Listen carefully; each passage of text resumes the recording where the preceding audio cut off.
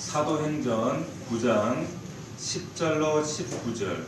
그때에 다메섹에 아나니아라는 제자가 있더니 주께서 환상 중에 불러 이르시되 아나니아야 하시거늘 대답하여 하되 주여 내가 여기 있나이다 하니 주께서 이르시되 일어나 집가라 하는 거리로 가서 유다의 집에서 다소 사람 사울이라 하는 사람을 찾아 그가 기도하는 중이니라. 그가 아나니아라 하는 사람이 들어와서 자기에게 안수하여 다시 보게 하는 것을 보았느니라 하시거늘 아나니아가 대답하되 주여 이 사람에 대하여 내가 여러 사람에게 됐사온즉 그가 예루살렘에서 주의 성도에게 적지 않으면 미쳤다. 여기서도 주의 이름을 부르는 모든 사람을 결박할 권한을 대제사장들에게서 받았나이다 하거늘 주께서 이르시되 가라 이 사람은 내 이름을 이방인과 임금들과 이스라엘 자손들에게 전하기 위하여 하나님의 이르시라. 그가 내 이름을 위하여 얼마나 고난을 받아야 할 것을 내가 그에게 보이리라 하시니 아나니아가 그 집에 들어가서 그에게 안수하여 이르되 형제 사울아 주 모든가 모든 일에서 전하시면서 예수께서 나를 보내어 너로 다시 보게 하시고 성령으로 충만하게 하신다 하니 즉시 사울의 눈에서 비늘 같은 것이 벗어져 다시 보게 된지라 일어나 세례를 받고 음식을 먹음에 강건하여 지느라. 아멘. 다시 보게 된지라와 같은 제목으로 하나님 말씀 함께 은혜를 나누겠습니다. 우리 한번 인사합시다. 주 안에서 반갑습니다. 인사합시다. 뒷동네 다 모시고 오늘 불타는 금요일이라서 굉장히 피곤하죠, 그죠? 세상 사람들은 지금쯤 참 세상의 그 환락의 자리에서 한 주간 또 고생했다 하면서 불타는 열정으로 지금 쏟아붓고 있을 텐데 여러분들은 변함없이 하나님이 우리 가운데 부어주시는 그 성령의 충만한 은혜를 사모하여서 이 자리에 나오신 것을 주님의 이름으로 축복합니다. 오늘 사도행전 강의 17번째 강의입니다. 우리 인생의 영혼의 주인이 바뀌고 인생의 주인이 바뀌어지는 것을 기독교 신학에서 우리가 지난주에 나눴던 말씀대로 이것을 회심이다 이렇게 부릅니다. 다른 말로 이 회심이라고 하는 뜻은 전환했다 이런 뜻입니다. 컨버션했다 이런 의미를 가지고 있어요. 사도 바울이 사울 때였죠. 사울은 히브리식 이름의 표현으로 사울이고 바울은 헬라식 표현이 바울입니다. 어떤 큰 의미가 있는 것이 아니라 똑같은 뜻이에요. 그런데 이 사울이 28살 때 이 회심의 이 전환의 시기를 맞이하게 되죠. 이것이 바로 우리가 지난주부터 보았던 다메섹의 사건입니다. 이 다메섹의 사건을 통해서 예수 그리스도를 핍박했던 박해자였던 사울이 이제는 그리스도인들과 함께 박해받는 그런 입장으로 전환됩니다.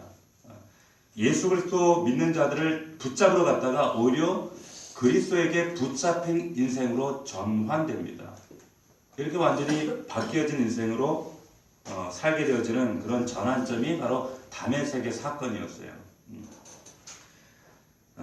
스데반의 순교로 촉발되었던 이 유대교의 대박해를 피해서 많은 크리스찬들이 예루살렘 각지로 뿐만 아니라 사마리아 그리고 각각 근동 구석구석으로 다 흩어지게 되었습니다. 그 흩어진 그리스도인들, 디아스포라 크리스찬들이 이제 흩어지면서 다다른 곳이 오늘 본문에 보면 다메섹까지 이르게 됐다는 거예요.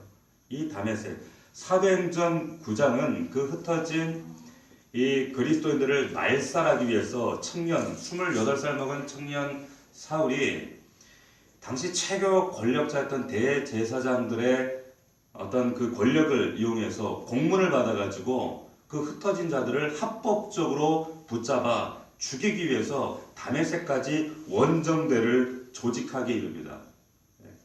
이 다메섹은 예루살렘으로부터 북동쪽으로 220km 가량 떨어져 있는 그런 곳이었는데 오늘날 그 시리아의 수도입니다. 다마스쿠스. 이 다메섹은 히브리 발음으로 다메섹 이렇게 부르는 거예요. 그런데 그 다메섹, 다마스쿠스에는 당시에 30여 개 내지는 40여 개 되는 유대인들의 회당이 밀집해 있었습니다. 뿐만 아니라 한 4만에서 5만 명 가까이 되는 유대인들이 모여서 살고 있었어요. 근데 이 디아스포라 크리스찬들이 이제 그 핍박을 피해서 숨고 숨어들어서 그 다메섹 220km까지 그 먼 땅까지 다다르게 됐는데 그 유대인들의 회당까지 들어가서 자신이 만났던 예수 그리스도 그 변방 예루살렘 그 갈릴리의 그 시골 청년에 불과했던 그 예수가 메시아였다. 그리고 그가 죽었다. 그러나 그가 살아났다. 그의 죽음과 십자가 부활을 전하게 됐습니다. 그리고 그 회당 안에서 그 유대계 많은 사람들이 회심하기에 이르게 됩니다. 그 소식을 그 예루살렘 그 중앙에 있었던 대제사장 종교 지도자들과 그리고 사울이 이 첩보를 듣게 된 거예요. 이들 가만히 둬서는 안 되겠다. 말살시켜야 되겠다. 라는 생각을 가지고 원정대를 조직해서 이제 일망타진하기 위해서 이제 그 장도에 오르게 된 거죠. 그런데 다메섹 가까이에 이르러서 생각지도 못했던 뜻하지 못했던 아주 뜻밖의 사건을 만나게 됩니다. 갑자기 호련이란 말은 갑자기라는 뜻이에요. 갑자기 하늘로부터 큰 빛이 임하는데 그 빛에 완전히 사로잡힌 바 되고 압도되어서 거기에 꼬꾸라지게 된 거예요. 그 말씀이 사도행전 9장 3절 4절입니다. 다시 한번 읽어봅시다. 시작.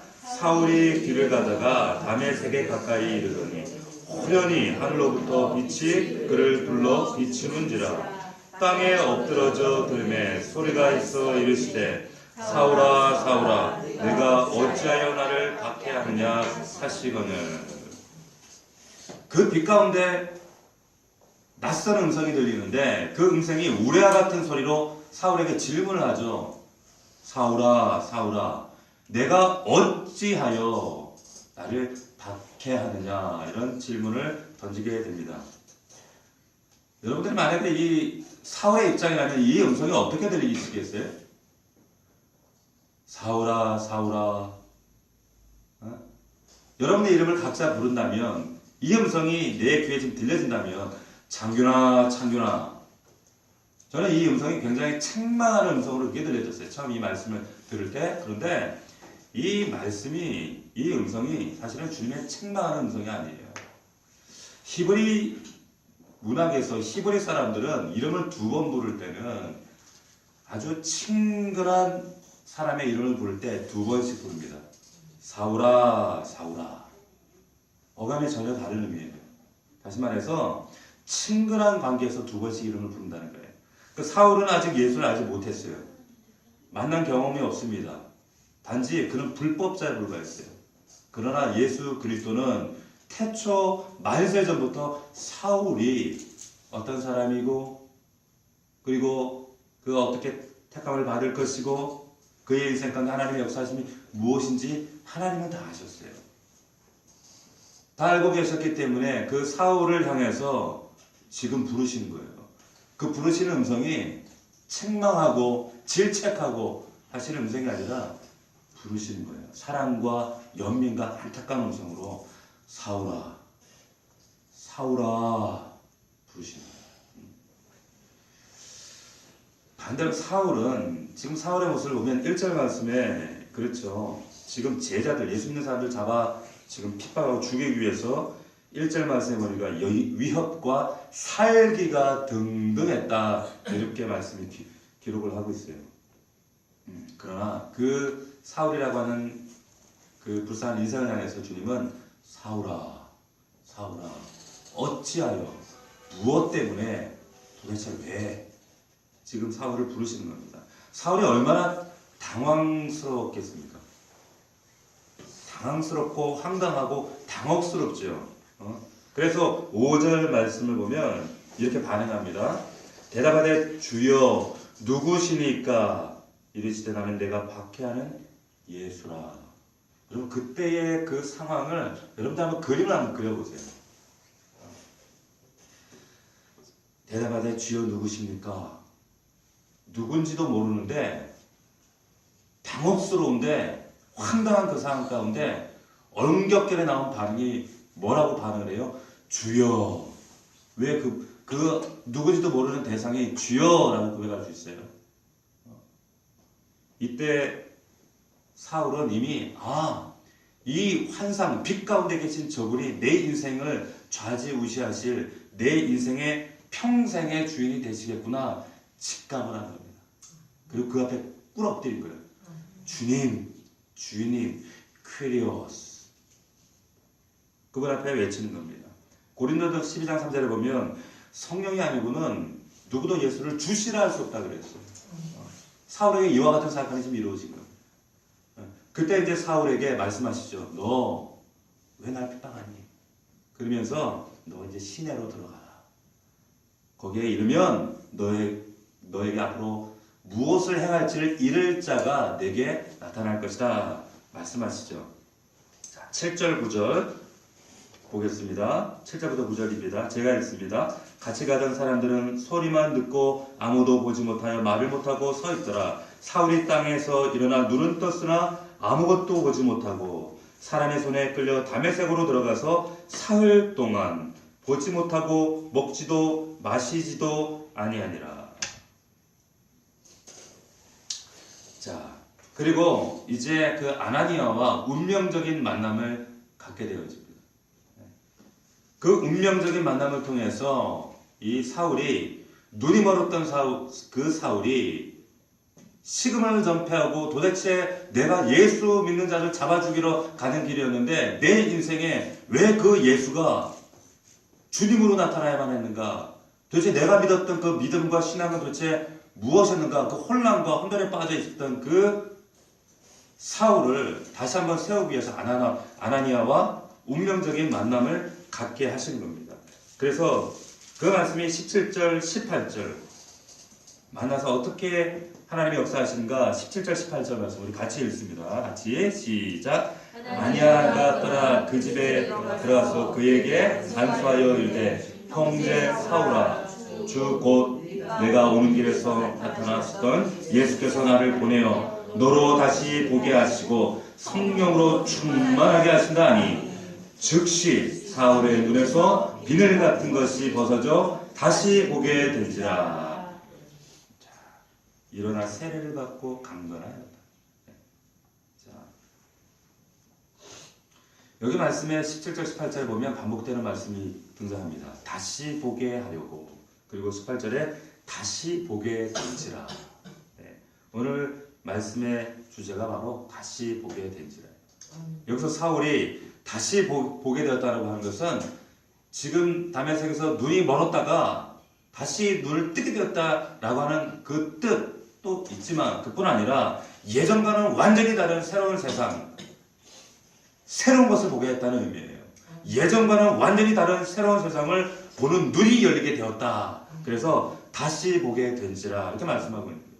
이 말씀이 비로소 진정한 회심을 경험했다라고 하는 그런 의미입니다. 다시 본다. 이 말은 지금 천동설에서 지동설로 바뀌어지는 지금 말하자면은 코페르니쿠스적인 그 대전환이 이루어진 거예요. 평생에 모든 만물이 지구를 중심으로 돈다고 생각했었는데 어느 날 그것이 아니라고 했어요. 그거 얼마나 혼란스럽겠습니까? 그런데 이와 같은 사건이 예수를 만났을 때 우리에게 동일하게 이루어진다는 겁니다. 그 결과 어떻게 됐어요? 오늘 말씀 보니까 비늘 같은 것이 벗어져서 다시 보게 된 거예요. 우리의 눈에 비늘 같은 것들이 벗어지시기를 주의 이름으로 축원합니다. 예수 믿는다고 하는 것은 예수를 만났다라고 하는 것은 우리 눈에 비늘이 벗겨지는 거예요. 보지 못했던 것을 보게 되어지고 만나지 못했던 것을 만나게 되어지고 깨닫지 못하게 되는 것을 깨닫게 되는 그러기 위해서는 우리 눈에 비늘이 벗겨지는 거예요. 종교적인 열심으로 교회만 열심히 다닌다고 해서 그 비늘이 벗겨지는 것이 아니라 정말 예수를 매일 내 삶의 현장이 다메섹이 될 때 그럴 때 비늘이 매일매일 벗겨지는 거예요. 믿으시길 주의 이름으로 축원합니다. 보세요. 갑자기 강한 빛을 받으면서 그 빛이 나를 압도했어요. 그 의사들 얘기를 따르면 갑자기 강렬한 빛을 우리가 눈에 그 시각적으로 우리 그 망막이 접하게 되어지면 이 망막에서 이것을 감당할 수 없기 때문에 망막이 순간적으로 자신을 방어하는데 방어할 때 이 뇌에서 뇌액질이 분비가 된다는 거예요. 뇌액질이 분비가 되면 정말 이 비늘처럼 눈에 껍질이 생긴답니다. 망막에. 이렇게 껍질이 생긴다는 거예요. 실제로 망막에 화상이 입는 사람들이 그런 현상이 실제로 일어날 수 있더라고 하는 거예요. 그런데 지금 사울이 눈에 이 비늘 같은 것들이 생겼던 것이 햇빛 때문이에요? 그렇지 않습니다. 그렇다면 우리가 여기서 질문이 있어요. 그게 뭔가 하면 사울이 다메섹에서 자신을 압도하고 감싸놨던 그 빛이 출현했던 시간이 언젠가? 사도행전 22장에 보면 사울이 그때 당시의 장면을 회상하면서 고백하는 장면이 있어요. 사도행전 22장 6절 한번 찾아가 봅시다. 사도행전 22장 6절 말씀.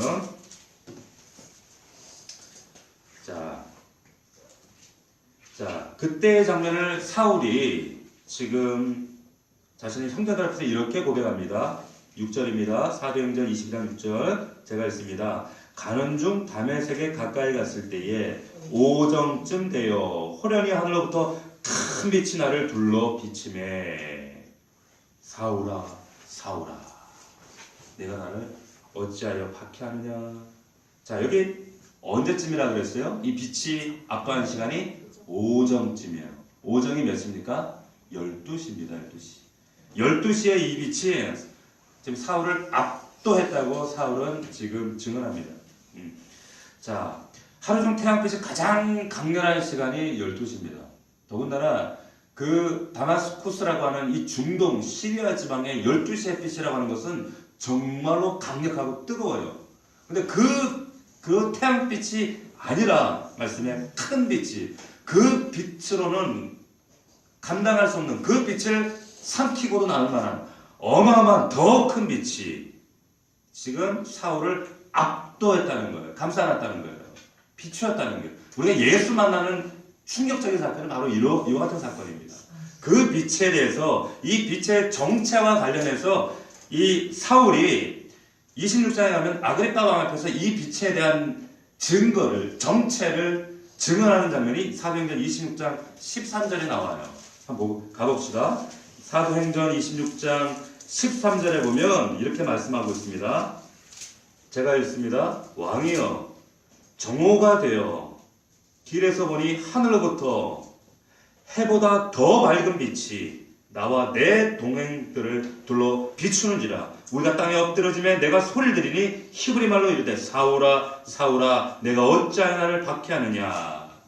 자, 여기 보니까 하늘로부터 해보다 더 밝은 빛이라는 거예요. 그 빛에 지금 사울이 완전히 사로잡히게 된 겁니다. 꼬꾸라질 수밖에 없는 그 빛이, 그 빛 때문에 이 인생이 회심되어지고 전환되어지고 그 사고 가치관이 천동설에서 지동설로 바뀌는 것과 같은 코페르니쿠스적인 대전환의 사건이 이루어지게 된 거예요. 그 빛이, 그 정체가 무엇입니까? 바로 예수 그리스도.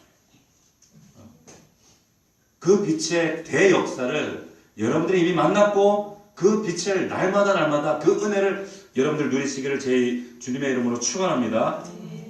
얼마나 그 빛의 사건이 혼란스러웠는지 사도행전 9장 8절에 보면 사흘 동안 사울이 식음을 전폐했다는 거예요. 아무것도 하지 못하고 식음을 전폐하고 심지어는 물도 마시지 않고 도대체 나에게 이루어진 이 사건, 그 빛의 정체가 예수 그리스도인데 나는 그 예수 믿는 사람들 다 봐죽는 것이 하나님을 섬기는 것의 법도요 예요 이것이 하나님 잘 믿는 건 줄 알았는데 만약 이것이 아니라면 도대체 내가 지금 믿어왔던 나의 믿음은 도대체 무엇란 말인가. 혼란과 혼돈에 빠져서 식음을 전폐하는 거예요. 아무것도 못하고 있었어요. 자, 그때 주님이 그에게 아나니아라고 하는 사람을 파송하신 거예요. 아나니아를 파송하신 이유가 뭘까요? 여기 말씀에 보면 앞서 말씀드린 대로 다시 보게 하려고 아나니아를 보내십니다. 다시 보게. 자, 여기 그래서 18절 말씀에 보면 다시 보게 되었다라고 해요. 비늘이 벗겨져서. 이 아나니아를 통해서. 자, 우리나라 말에 보면 눈에 콩깍지가 씌었다 그래요. 그죠? 오늘은 남성 동지들이 다 어디 가고 안 계시는데, 자, 남성 동지들이 우리가 연애할 때 콩깍지가 씌었다 그러죠. 그죠? 콩깍지가 씌면, 그때는 안 보여요. 이쁜지, 착한지 못난지 이 사람의 성격이 어떤지 그냥 다 이뻐 보이죠. 근데 이게 싹 벗겨지니까 어머나 내가 왜 그게 안 보였지? 네. 어머나 그걸 그때 못 봤지? 저는 우리 집사람이 결혼하고 나서 키가 이렇게 작아지 결혼하고 나서 알았어요. 키가 굉장히 큰 줄 알았어요. 근데 그게 안 보였어요. 그리고 나중에 결혼하고 나서 뭐 당신 키가 얼마야? 그랬더니 공개하진 않겠습니다. 그런데 초등학교 때 키가 지금 키라는 거예요. 근데 저는 연할 땐 그게 안 보였어요. 콩깍지가 씌는 거예요. 그런데 이 눈에 콩깍지가 씌어 있으면 정상적으로 보여지지가 않지요. 비늘 같은 것들이 씌어져 있어 정상적으로 보지 못하는데 예수 믿는 사람들, 그토록 예수 믿는 사람들을 핍박하고 고소하고 오래 가두었던 이 사울이 비늘 같은 것이 벗겨지니까 예전과는 전혀 다른 세상을 보게 된 거예요. 아나니아를 보내신 이유는 지금 이 껍질을 벗겨내서 다시 보시게 하기 위한 하나님의 은혜였다는 겁니다. 자, 요한계시록 3장 14절 이하 말씀 보면 예수님께서 라오디게아 그 교회에게 책망하시면서 이런 말씀하세요. 내가 내 행위를 아노니 내가 차지도 아니하고 뜨겁지도 아니하도다. 내가 차든지 뜨겁든지 하기를 원한다. 이렇게 책망을 하세요. 그러면서 그들에게 뭐라고 말씀하시냐면 너희는 부자라면서 부유하지 않아. 너희는 공부한 것과 가난한 것, 눈먼 것, 벌거벗은 것을 알지 못한다. 이렇게 책망을 하시면서 그들에게 처방을 내리시는데 어떻게 처방을 내리시는가? 너희가 흰 옷을 사서 벌거벗은 수치를 가리고 그리고 안약을 사서 안약을 발라서 너희의 눈을 비늘이 덮여서 보지 못하는 너희 눈을 다시 열어서 보게 하라. 이렇게 말씀하셔요. 이것이 라오디게아 교회에게 하신 말씀입니다. 눈먼 것, 안약을 사서 발라 보게 하라. 라오디게아 교회 성도들이 눈이 멀었다는 거예요. 보지 못하고 있다는 겁니다. 영적인 눈이 어두워 있다라고 합니다. 오늘 본 말씀에 나오는 사울도 이 비늘 같은 것이 가려져서 영적 세계, 하나님의 본질, 은혜의 본질, 하나님의 성경에 그토록 그 바리새인 율법에 통달했던 사울이었지만 가말리알 문화생이었지만 왜 성경 말씀, 예수 그리스도 그 예언된 말씀 몰랐겠어요? 그런데 가리워져서 예수 그리스도 그 진리 대신 그분이 눈앞에 있음에도 진리로 인정하지 못하는 거예요. 그러나 비늘이 벗겨질 때 그 인생 가운데 대전환의 역사가 이루어진 겁니다. 다시 보게 되어지는 역사가 여러분들 인생 가운데 충만하길 주 이름으로 축원합니다. 아나니아를 통해서 지금 이와 같은 역사가 있게 되어지는 거예요. 하나님은 저와 여러분이 다시 보게 되기를 원하세요. 가리워져 있는 것을 원치 않으세요. 요한복음에 보면 너희가 어둠에 가리워져 하나님의 영광의 빛이 비춰도 그 빛이 우리가 그 빛에 온전히 비춰지지 못하니까 가리워져서 진리로 인식하지 못한다. 요한복음에 말씀하세요. 어릴 때 있잖아요. 제가 항상 보면 우리 그 집 앞에 동네 보면은 이렇게 돌멩이들이 있어요. 화단 같은 데 보면 돌멩이를 딱 들잖아요. 딱 들면 그 돌멩이 안에 새로운 새가 펼쳐져 있습니다. 보면 막 이끼도 있고 그 이끼 안에 보면은 우리 때는 그걸 공벌레라 그랬어요. 공벌레도 나오고 진해도 나오고요. 그런데 빛이 쫙 내리쬐잖아요. 근데 그것이 온데간데 싹 사라져 버려요. 금세 사라져 버립니다. 가리워지면 어두우면 이와 같은 거예요. 하나님은 하나님의 그 거룩한 예수 그리스도의 진리의 빛을 통해서 우리가 그 빛을 온전히 보기를 원하시는 거예요. 다시 보게 되기를 하나님은 원하시는 겁니다. 여러분들의 담의 색이 어디입니까? 매일매일 삶 가운데 우리 담의 색이 그 예수 그리스도의 빛을 여러분들 말씀 가운데 매일매일 만날 수 있기를 주님의 이름으로 축원합니다. 자, 아나니아를 보내서 다시 보게 하세요. 다시 보게 하시는 그 주님이 사울에게 그러면 뭘 보게 하시기를 원하는가? 오늘 말씀에 두 가지가 나옵니다. 첫 번째 15절 말씀에 보면 보십시오. 뭘 다하기 비늘을 벗겨서 무엇을 우리 인생 가운데 사울에게 또한 우리에게 보기를 원하시는가. 15절 말씀을 같이 읽습니다. 같이 시작. 주께서 이르시되 가라 이 사람은 내 이름을 이방인과 임금들과 이스라엘 자손들에게 전하기 위하여 택한 나의 그릇이다. 택한 나의 그릇. 무슨 말일까요? 우리가 다시 보기를 원하시는 것은 너의 정체를 다시 보기를 원하신다. 네가 정말 사울이 누군지를 다시 보기를 원하시는 거예요. 그런데 이것이 비늘이 벗겨져야 보이는 사건이에요. 대전환이 이루어지지 않아 보이지 않습니다. 내 인생이, 내 시간이, 내 삶의 도구가 내 인생 그 주권자가 내가 아닙니다. 이것이 벗어지면 다시 보게 되어지면 이 모든 것들의 주권자는 주인이 따로 계시는구나 라는 사실을 전환하게 됩니다. 보게 됩니다. 여기서 너는 택함 받은 나의 도구야. 내 인생은 내가 쓸 거야 라고 하시는 주님의 음성이에요. 성자 하나님이신 예수 그리스도를 부정하고 믿는 사람들을 죽이고 감옥에 쳐놓고 원정대를 조직해서 그 먼 다메섹까지 일망타진하기 위해서 떠났던 그 사울, 그것이 잘못된 것인지도 알지 못한 채 그것이 하나님 믿는 열심인 줄 알고 열심히 달려갔어요. 왜? 어둠에 가려져 있기 때문에. 어둠 속에 헤매고 살아가는 거예요. 사울의 그런 삶이 우리가 다메섹 이전에 그 헤매고 살았던 그 모든 삶의 모습들이 똑같다는 겁니다. 거기서 하나님은 끄집어내고 싶으신 거예요. 다시 보게 하시기를 원하시는 거예요. 자신이 얼마나 이 어둠의 미로 가운데 방황하고 있었는가를 발견하기를 원하십니다. 빌립보서 3장 5절 9절에 보면 이 사울이 과거에 자신의 모습, 그 방황했던 그런 모습들, 어떻게 자신이 새롭게 다시 보게 되었는가라고 하는 고백을 빌립보서 3장 5절에 이렇게 고백하고 있습니다. 표준 사본역 성경으로 제가 쉽게 여러분 한번 읽어드릴게요. 한번 잘 들어보십시오. 나는 태어난 지 8일 만에 할례를 받았습니다. 베냐민 지파에 속한 순수한 이스라엘 사람입니다. 히브리인 중에 히브리인입니다. 그리고 율법을 철저히 지키는 바리새파 사람입니다. 교회를 박해하기까지 열심을 가졌으며 율법에 비추어 보아도 흠이 없는 사람이었습니다. 그러나 내게 유익하던 그 모든 것을 나는 그리스도를 위하여 다 버렸습니다. 더구나 내가 모든 것을 잃어버린 것처럼 여기는 것은 내 주 그리스도 예수님을 아는 지식이 훨씬 더 가치 있기 때문에 나는 그리스도 예수를 위해 모든 것을 버렸습니다. 내가 그 모든 것을 쓰레기처럼 여기는 것은 그리스도를 얻고 그분과 하나가 되기 위한 것입니다.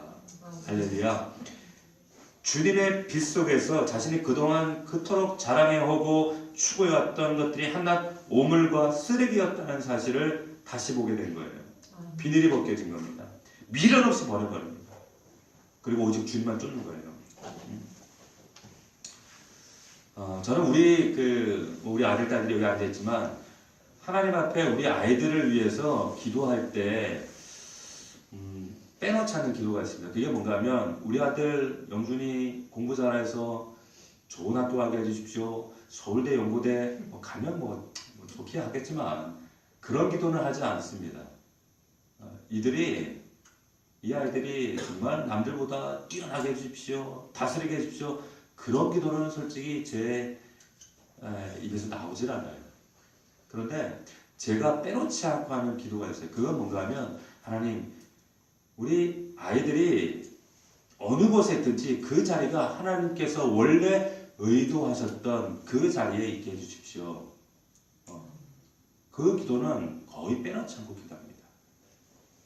하나님이 만세전부터 원래 의도하시고 기뻐하셨던 그 자리에 우리 영준이, 은서, 우리 아들, 딸들이 있게 해주십시오. 그게 하나님 뜻이라면 잘되고 인생 가운데 뭔가를 성취하고 성공하고, 그게 아니라 그것이면 저는 족합니다. 저 그렇게 기도합니다. 하나님께서 우리 인생들에게 원하시는 것이 있어요. 그게 뭐냐? 신앙생활은 다른 게 아니에요. 쉽게 말하면 제자리를 찾는 거예요. 우리의 제자리를 찾는 겁니다. 남편은 남편의 자리를 찾는 거예요. 아내는 아내의 제자리를 찾는 거예요. 성도는 성도의 제자리를 찾는 거예요. 직분자는 직분자의 제자리를 찾는 거예요. 근데 무엇보다도 여러분을 목사나 집사나 권사로 만드시기 전에 사람으로 만드셨어요. 사람으로 우리를 흙으로 빚어서 목사를 빚으신 게 아니라 집사를 빚으신 게 아니라 사람을 빚으셨어요. 사람은 사람의 자리가 있어요. 그 자리를 이탈할 때 에덴의 그 고통과 에덴의 타락과 시험과 그리고 엉겅퀴와 그 쓴 고통의 그 반복적인 삶이 우리의 인생을 지배하게 됩니다. 우리의 제자리를 찾는 것, 그것이 바로 하나님이 우리 인생을 향한 하나님의 거룩한 뜻입니다. 산상수훈을 보면 예수님께서 그 주옥 같은 말씀을 쫙 하시잖아요. 근데 그 말씀을 보면 너희들이 소금과 빛이 되라 말씀하시지 않으셔요. 빛이 되라가 아니라 너희는 소금과 빛이야 말씀하시는 거예요. 다시 말하면 너희 소금 되어라. 그래서 소금의 역할을 감당해라. 빛이 되라. 빛의 기능을 발휘해라. 너희는 반드시 머스트해라. 그게 아니라 너는 이미 너는 이미 존재야 말씀하시는 거예요. 그것을 망각하지 말라는 거예요. 하나님은 우리에게 기대하시는 건 다른 거 아니에요. 우리가 잃어버렸던 하나님의 그 기능을 회복하는 것, 제자리를 찾는 것. 이것이 바로 우리의 정체성을 발견하는 겁니다. 하나님이 지금 사울에게 아나니아를 통해서 지금 비늘을 벗기시는 이유 뭡니까? 넌 나의 택한 그릇이야. 너의 인생은 내가 쓰는 거야. 내가 주인이야. 너의 정체성을 네가 다시 보게 되기를 원한다. 그래서 지금 아나니아를 보내신 겁니다. 두 번째입니다. 다시 무엇을 보아야 하는가? 16절 말씀 봅시다. 16절 말씀 같이 읽겠습니다. 시작. 그가 내 이름을 위하여 얼마나 고난을 받아야 할 것을 내가 그에게 보이리라 하시니. 여기 보면 고난을 받아야 할 것을, 고난을 다시 보길 원하세요. 자, 다메섹에서 어렵게 사울을 돌이키셨어요. 그렇게 핍박하고 포행자였던 원정대까지 조직해가지고 그렇게 예수 믿는 사람들을 죽이려고 했던 사울을 기껏 지금 회심시켜놨는데 기껏 하시는 말씀이 너 고난 받아야 돼. 나 이럴 줄 알았어. 나 이거 다시 무효. 이럴 것 같은데 예수님이 왜 그러셨을까요? 이 큰 고난, 네가 고난을 얼마나 고난받아야 할 것을 내가 너에게 보여줄 거야. 이 고난에 대해서 그 사울은 훗날 자신이 받았던 고난을 이렇게 그 고백을 합니다. 고린도후서 11장을 보면 제가 대독해 드리겠습니다. 11장 24절입니다. 유대인들에게 40에서 하나가만 매를 5번 맞았으며 3번 태장으로 맞고 1번 돌로 맞고 3번 파손하고 일주일 깊은 바다에서 지내고 여러 번 여행하면서 강의 위험, 강도의 위험, 동족의 위험, 이방인의 위험, 시내의 위험, 광야의 위험, 바다의 위험, 거짓 형제 중의 위험을 당하고 수고하고 애쓰고 여러 번 자지 못하고 줄이며 목마르고 여러 번 굶고 춥고 헐 벗었노라. 너 예수 믿으면 이런 일 있을 거야. 누가 예수 믿겠습니까? 너 다메섹에서 예수 만나고 너에게 이 놀라운 그 구원의 큰 빛을 보게 하심으로 네 눈에 비늘을 벗기시는 하나님 놀라운 역사. 이유는 너 이렇게 고난받게 하려고. 얼마나 사울의 입장에서 당혹스럽겠어요? 예수님께서 지금 이 사울에게 네가 얼마나 많은 예수 믿는 자들 핍박하고 심지어는 내가 그토록 사랑했던 스데반을 돌로 쳐 죽이는데 네가 주동자가 되었고 이놈의 새끼 너 한번 혼나봐. 지금 그러려고 지금 이 말씀하시는 거예요? 그게 아니라고 하는 거예요. 아나니아를 통해서 지금 비늘을 벗기시면서 다시 보게 하시는 것, 이것은 네가 고난의 의미를, 고난의 뜻을, 하나님의 심정을 네가 다시 깨달아야 돼 라는 말씀이에요. 욥기 42장 5절에 보면 내가 주께 대하여 귀로 듣기만 하였었더니 이제는 눈으로 주를 배우게 되었습니다. 고난 당하기 전에 주님을 만날 수 없어. 고난을 통해서 주님을 보게 되었다는 거예요. 하나님을 실제하신 하나님을 누리게 됐다는 고백을 욥은 고난 이후에 하게 되어집니다. 관념적인 지식적인 신앙에서 이제 직접적인 실제하는 신앙. 담의 색을 거치고 비늘이 벗겨지면 더 높아지고 더 넓어지고 더 깊어지는 영적 이런 믿음의 확신 가운데 하나님이 세우신다는 거예요. 고난. 이 고난이 우리가 생각하는 육신적인 고통이 아니라 그 고난을 통해서 하나님의 큰 은혜를 보이시는 거예요. 비닐을 벗기심으로 다시 보게 되었더라.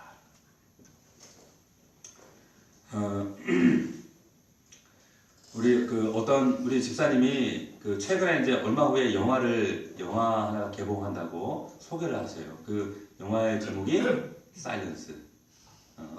어제 잠시 그런 얘기를 나눴는데 이 사일런스라고 하는 그 의미가 침묵이죠. 저는 그래서 이 영화에 대한 이야기를 듣고 이게 어떤 영화일까 궁금해지게 되는데 이 영화가 그 원작 소설이 있습니다. 그 원작 소설이 엔도 슈사쿠라고 하는 일본의 소설가가 있어요. 그 소설가가 쓴 침묵이라고 하는 아주 그 오래된 소설이 있습니다. 저도 아주 오래전에 읽었던 소설이에요. 그런데 그 영화에 이 엔도 슈사쿠의 그 소설을 배경으로 해서 그 원작으로 해서 만든 그 영화가 이제 아마 이제 3월인가 개봉이 된다고 하죠. 하는 그 사일런스라고 하는 영화입니다. 여기 보면은 이제 그 페이라라고 하는 신부가 등장해요. 그 페이라라고 하는 신부의 역할을 맡은 분이 우리 얼마 전에 인천 상륙작전에 그 메가더 장군 역할을 했던 리암 니슨이에요. 페이라 신부. 그리고 거기에 또 두 사람의 신부, 로드리고라고 하는 신부가 나오고 가르페라고 하는 신부가 등장합니다. 여기에 보면 지금 이 페레이라라고 하는 신부가 정말 당시에 알려져 있던 그 포르투갈 예수의 신부거든요. 그런데 그 먼 일본에 선교를 갑니다. 17세기에. 근데 어느 날 들려오기를 이 신부가 배교했다는 거예요.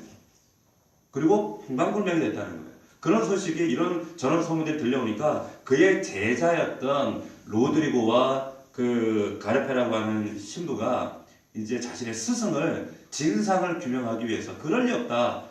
그래서 이 사명을 완수하기 위해 본인들도 그 먼 일본 땅에 목숨을 담보로 해서 일본으로 선교를 가게 된 거예요. 우여곡절 끝에 일본에 도착을 해요. 도착을 해서 근데 막상 그 목격한 그 현장을 가보니까 너무너무 처참하고 비참한 거예요.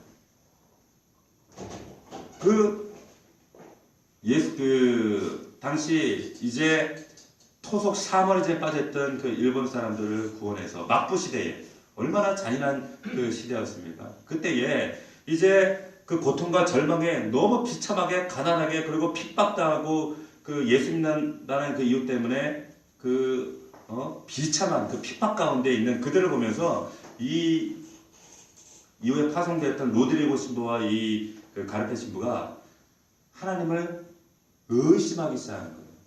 하나님이 정말 살아계시는가?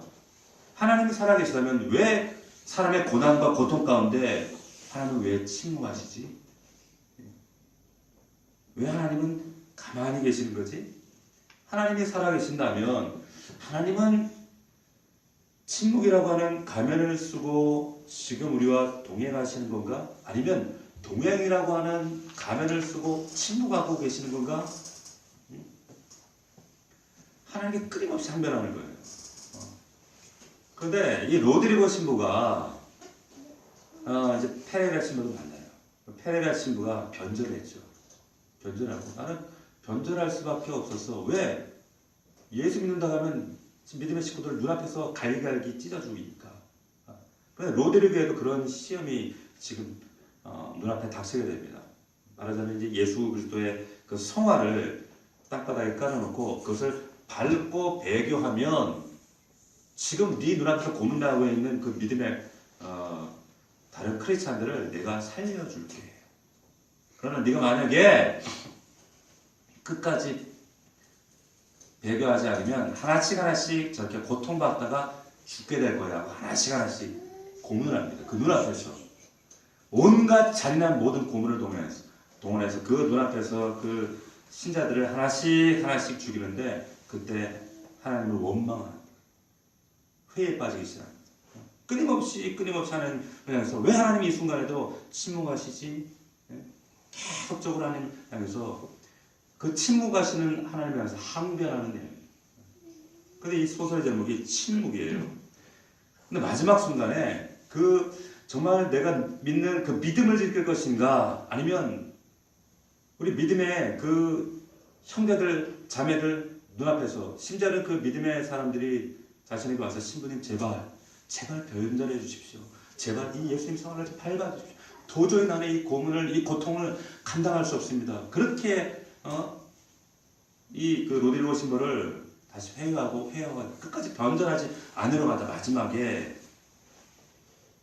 저들을 살리기 위해서 변절하는 거예요. 그리고 예수님의 그 성화를 발을 들고 밟으러 가는 그 순간에 하나님의 음성이 그 침묵하고 계시던 그 하나님의 음성이 그 로드리고 신부의 귀에 마치 다메섹에 사울이 만났던 사울에게 나타나셨던 그 예수 그리스도처럼 그 음성이 들려지는 거예요. 뭐라고 말씀하시는가 하면 이런 음성이 들려집니다. 밟아도 좋다. 내 발의 아픔을 내가 제일 잘 알고 있다. 밟아도 좋다.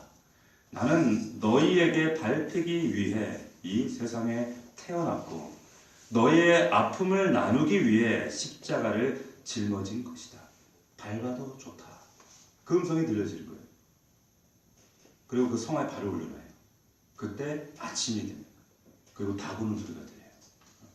자, 사울의 비늘이 벗겨지듯이 하나님 우리가 다시 보기를 원하는 것은 고난의 의미가 뭔가라고. 사울은 이것을 다시 보게 돼요. 고난은 아픔이 아니라 예수 그리스도의 십자가를 경험하는 은혜의 통로입니다. 이 고난을 통해서 십자가를 우리가 경험하는 고난을 통해서 그러기에 이 고난은 우리에게 축복이요 은혜요 감사가 됩니다. 우리 비늘이 벗겨지고 다시 보게 될 때 고난을 보게 됩니다. 그 주님을 보게 됩니다. 사울은 이 비늘이 벗겨질 때 비로소 이 고난이 축복이 되는 것이구나 라는 사실을 깨닫게 돼요. 그래서 담대하게 한치도 주저없이 평생을 주님 따른 십자가의 길을 주저없이 망설임 없이 나아갈 수 있었다는 겁니다. 광야라고 하는 것이 고통스럽죠. 희망이 전혀 보이지 않습니다. 그런데 하나님께서 무슨 이유 때문에 이스라엘 백성들을 광야로 내모셨을까요? 왜 광야의 시간을 허락하시는가? 광야라고 하는 것이 그 자체가 목적이 아니라 이 광야를 통해서 신명기 8장 10절에 보면 이런 말씀이 있어요. 이렇게 말씀하십니다. 내가 먹어서 배부르고 아름다운 집 짓고 거주하게 되며 내 소와 내 양이 번성하며 내 임금이 증식되며 내 소유가 다 풍부하게 될 때 내 마음이 교만하여 내 하나님 여호와를 잊어버릴까 염려하노라. 그래서 광야를 주시는 거예요. 우리를 광야의 자리까지 낮추셔야 그 고난의 의미, 하나님의 심정을 발견할 수 있기 때문에 그렇다는 거예요. 한 마리 제비가 온다고 해서 봄이 오는 게 아니에요. 속단하지 말라는 뜻입니다. 우리 인생 가운데 고난이 있고 어려움이 있고 상실이 있고 그러나 하나님은 영적인 비늘이 벗겨서 다시 보기를 원하시죠. 왜 고난을 허락하시는가? 그 고난을 통해서 하나님은 그 크신 하나님을 다시 보기를 원하시는 거예요. 믿으시기를 축원합니다. 아나니아를 보내신 이유가 이거예요. 비늘을 벗기셔서 지금 사울에게 지금 다시 보게 하시는 이유가 바로 거기에 있습니다. 너는 내 택한 그릇이야. 너의 정체성을 다시 깨달아야 돼. 그리고 네 인생 가운데 하나님이 주신 그 고난의 의미가 뭔지. 고난 거부하지 마. 슬퍼할 필요 없어. 속단하지 마. 제비 한 마리 온다고 여름 오는 거 아니야. 그 고난에는 더 큰 하나님의 약속이 있어 말씀하시는 겁니다. 오늘 말씀을 우리가 다시 한번 기억했으면 좋겠습니다. 우리의 눈에 영적인 비늘이 다시 벗어져서 보게 되는 역사가 있기를 주의 이름으로 축원합니다. 18절 말씀 우리 다시 한번 봅시다. 9장 18절 우리 다시 읽습니다. 시작. 즉시 사울의 눈에서 비늘 같은 것이 벗어져 다시 보게 된지라. 다시 보게 되는 역사가 여러분들에게 매일매일 삶 가운데 여러분들의 비늘이 벗겨지는 놀라운 역사가 충만하기를 주의 이름으로 축원합니다. 아멘. 기도하겠습니다. 아버지 하나님, 다시 보기를 원합니다. 다메섹의 현장이 매일매일 내가 말씀을 묵상할 때, 복상할 때 그 자리가 다메섹이 되길 원하고, 내 눈에 비늘이 벗겨져서 날마다 그 빛으로 말미암아 주님의 심정을 발견할 수 있는, 내 삶의 의미를 발견할 수 있는, 하나님 고난의 이유를 깨닫게 하시는, 또한 내 삶의 내 정체성이 바로 사울에게 말씀하셨던 것처럼 넌 내 택한 그릇이야 라고 했던 내 정체성을 분명하게 확고하게 붙들 수 있는 우리 사랑 넘치는 가족들 다 될 수 있도록 아버지 축복하여 주시옵소서. 미사고 예수님의 이름으로 기도하옵나이다. 아멘. 우리 함께 기도합시다. 기도할 때 하나님, 우리 오늘 말씀을 붙잡고 하나님 다시 한번 내 눈에 이 비늘이 완전히 벗겨졌습니까? 여전히 가려워져서 살아계신 하나님의 그 놀라우신 능력, 은혜, 하나님 그 축복, 내 자신을 바라보지 못하고 고난의 의미를 발견하지 못하고 여전히 헤매고 있지는 않습니까? 벗겨지게 하시고 다시 볼 수 있도록 하나님 은혜를 더하여 주시옵소서. 사울에게 역사하셔서 그 빛으로 사울을 압도하시고 새롭게 하시고 역사하신 주님, 그 빛으로 다시 한번 내 안에 놀라운 그 생명의 역사가 경험될 수 있도록 아버지여 은혜를 더하여 주시옵소서. 우리 간절한 마음으로 주여 세 번 부르고 통성으로 기도합시다. 주여 주여